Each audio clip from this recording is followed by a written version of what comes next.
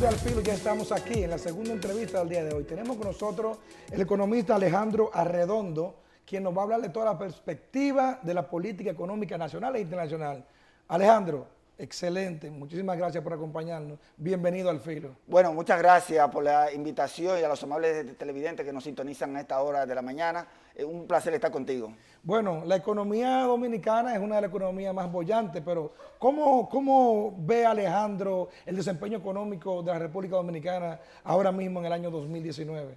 Bueno, el desempeño económico de la República Dominicana en este año 2019 ha estado matizado por un aspecto que ha sido en todo el año el siguiente, y es que el enfrentamiento entre dos facciones del Partido de Liberación Dominicana ha ralentizado la economía. Dicen que la economía va de mano de la política y la política va de mano de la economía. Bueno, Carlos Marx se atrevió a Sí, ligar la sí, política claro. y la economía. Sí. Creo que es el primero en el mundo que se atrevió a eso. Sí, Carlos Marx y Sí.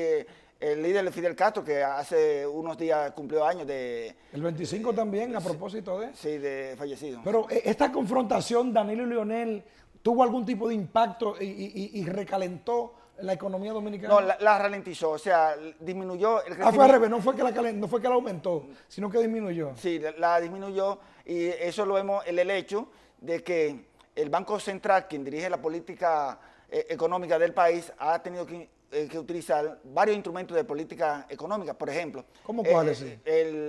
la liberación del encaje legal, más de 34 mil millones de pesos.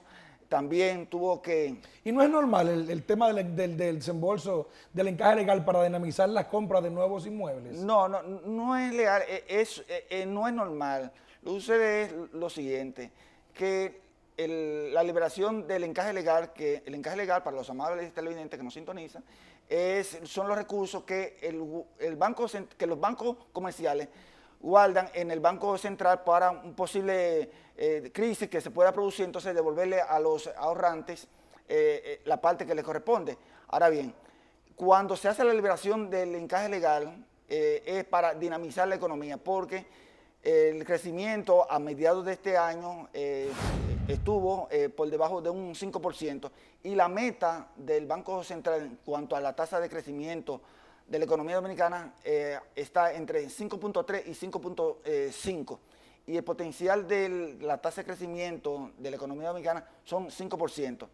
Producto de esta situación de política que se ha dado, primero con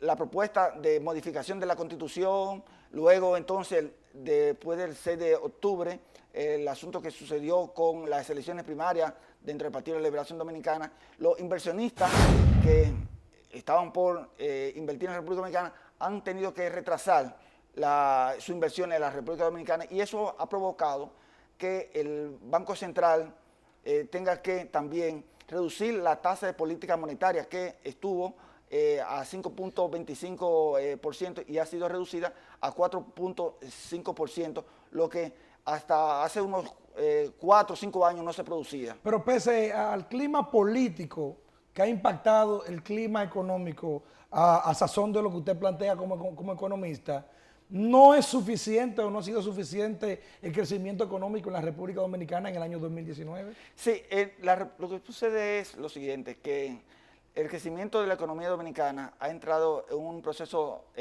moderado de crecimiento. Luego de tener altas tasas de crecimiento desde el 2010, 2011, 2012, 2013, 2014, de tasa de crecimiento de un 7%, ha sido reducido a 4.7 en el caso de 2017. En el caso del año 2018 fue un crecimiento que llegó alrededor de un 5.1%, y para este año se espera que la tasa de crecimiento de la economía dominicana esté rondando alrededor de un 5%, que no es malo, pero eso ha estado muy vinculado también al contexto internacional.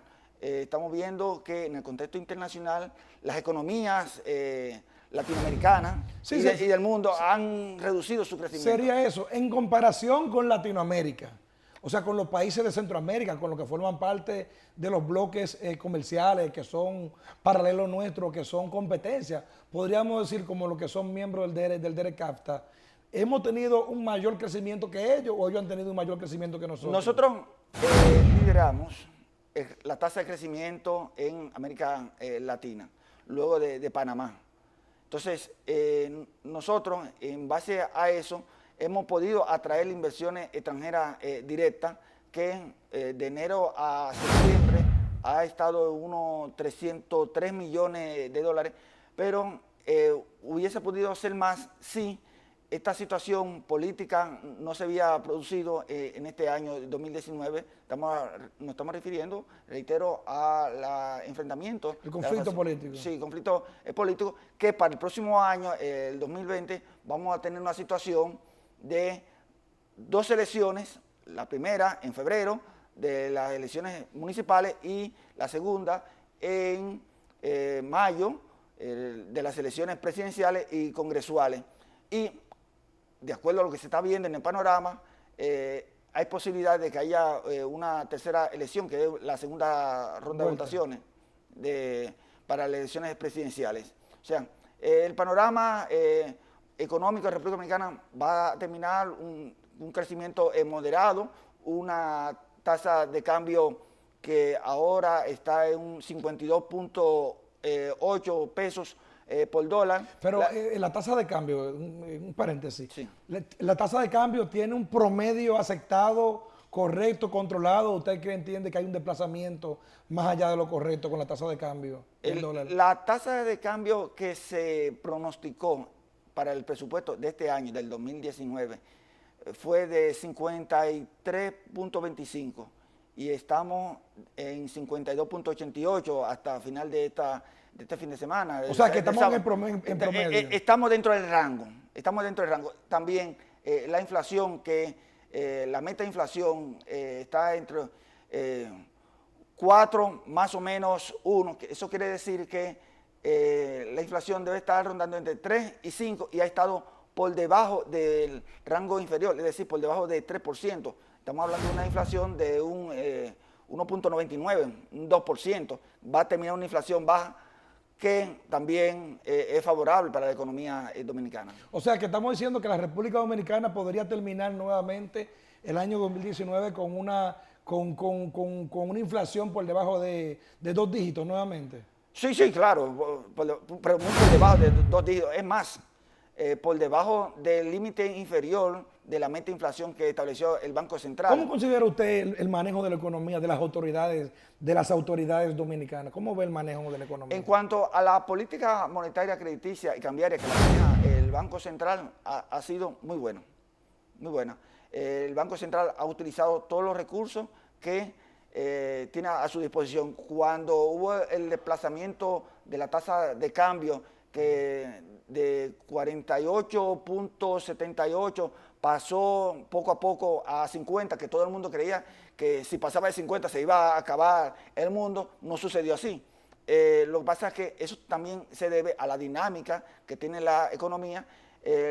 Lo malo de esto, el aumento, el desplazamiento, como le decimos los economistas, de la tasa de cambio es que encarece los productos importados. Entonces, eso tiene su efecto en los bolsillos de la persona. Una pregunta que inquieta a todos los dominicanos en todos los niveles.